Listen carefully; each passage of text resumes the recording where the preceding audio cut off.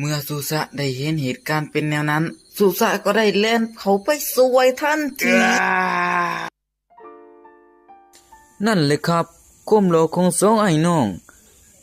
ดังจนมาฮอดพระราชาสว่างชาวบ้านเขาสาลือหรือยังสาลืออะไรเหรอว่ามีไส้เจ้าเพชรที่หล่อที่สุดในโลกไสนี่เดเมื่อเจ้าหญิงตกลงมักเป็นเช่นนั้นแล้วเจ้าหญิงก็ไม่รอช้าบอกแม่บ้านทันทีคอยสิไปขอเพิ่นแต่งงานมื้ออื่นนะอิลีตีเจ้าหญิงบ้านเจ้าตี้เคยตัวจากนั้นแม่บ้านก็ได้ไปบอกแจ้วเพชรว่ามื้ออื่นจะแต่งงานบักเทยน่ะแม่นไผวะมันคือตอกด่ากูเขาก็บ่จักคือกัน